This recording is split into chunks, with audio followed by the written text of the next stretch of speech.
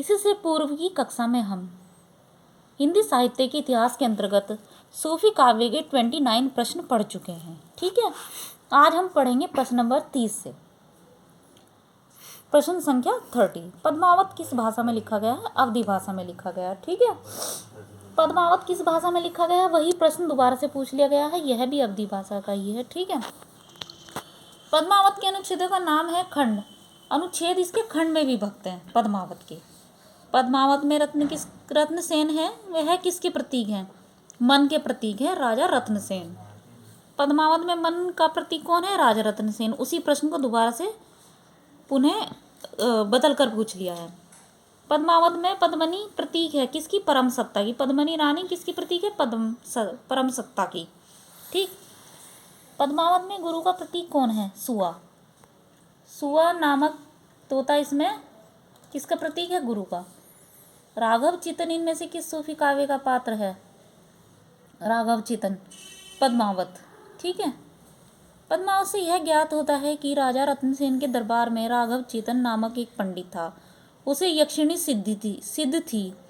उसके अवैदिक आचरण पर क्रुद्ध होकर राजा ने उसे देश निकाला दे दिया। राघव चेतन प्रतिशोध की भावना से दिल्ली चला गया। उसने अलाउद्दीन से पद्मावती के सौंदर्य का वर्णन किया है। पद्मावत के रत्नसेन की पत्नी का नाम क्या है? नागमती है। ठीक है, रतनसेन की पत्नी का नाम नागमती है। पद्मावत के रतनसेन की पत्नी का नाम नागमती है। राजा रतनसेन ने हीरामन नामक तोते से पद्मावती के सौंदर्य वर्णन सुनकर सिंहल की ओर चल पड़े। ठीक है, हीरामन तोते से उन्होंने सिंहल की राजकुमारी का वर्णन सुना था। ऐसा कहा जाता है ना कि प्राचीन काल में तोते बोलते थे, मतलब वे दूसरों के अगर कहीं उनसे कुछ पूछा जाए तो वे वर्णन करते थे, बताते थे, मनुष्य की तरह बातें करते थे। ठीक है, तो यहाँ ऐसी ही लिखा हुआ है। और अनेक कठिनाइयों को झेलते हुए पद्मावती से विवाह किया। नागमती और पद्मावती एक साथ चित्तौड़ में रहने लगी। ठीक है, ये दोनों राजा रत्नसेन की पत्नी थी। ठीक है, इनमें से कौन सी कृति जायसी की अक्षय कृति के आधार पर रची गई है? पद्मावत ये प्रसिद्ध ग्रंथ है मलिक मोहम्मद जायसी का। ठीक है, इसी पर एक हमारी फिल्म आई थी पद्मावत। ठीक है, उसमें इन्हीं का वर्णन है।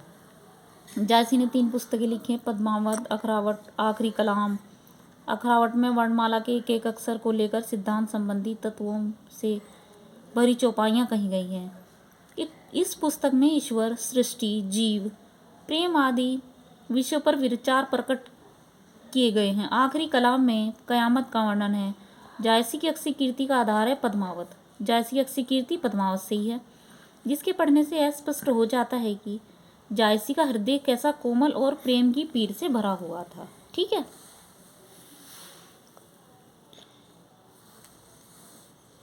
पद्मावत को समासोक्ति किसने कहा है? आचार्य रामचंद्र शुक्ल जी ने इसको समासोक्ति। आचार्य रामचंद्र शुक्ल के अनुसार पद्मावत का प्रेम लौकिक तथा कथा समासोक्ति है, और यह भी कहना ठीक है कि पद्मावत का पूर्व राग असंगत है, कारण न वह रूप दर्शन है जन्य और न ही साहचर्य जन्य। ठीक है, निम्नलिखित में से कौन सा कथन पद्मावत के बारे में सही नहीं है?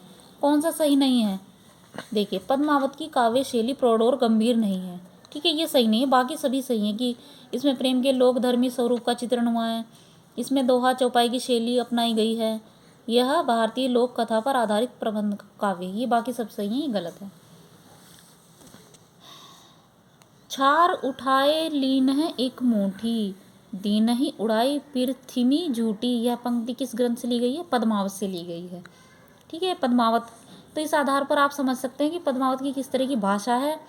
ठीक है, उसमें किस तरह से वर्णन किया गया है, इस पंक्ति के आधार पर आप देख सकते हैं।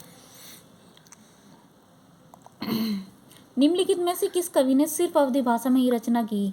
जायसी जी ने केवल अवधी भाषा में ही रचना की। जायसी की भाषा ठेठ अवधी है और पूर्वी हिंदी के अंतर्गत है, इसीलिए जायसी ने अपनी रचनाएं सिर्फ अवधी भाषा में की हैं। जायसी भक्ति काल की निर्गुण प्रेमाश्रयी शाखा की कवि है। ठीक है, ये भी कभी पूछ लिया जाता है जायसी किस शाखा के कवि हैं, तो ये भक्ति काल की निर्गुण प्रेमाश्रयी शाखा के कवि हैं। ठीक है, आज हमारा सूफी काव्य के प्रश्न समाप्त हो गए, पूर्ण हो गए। ठीक है।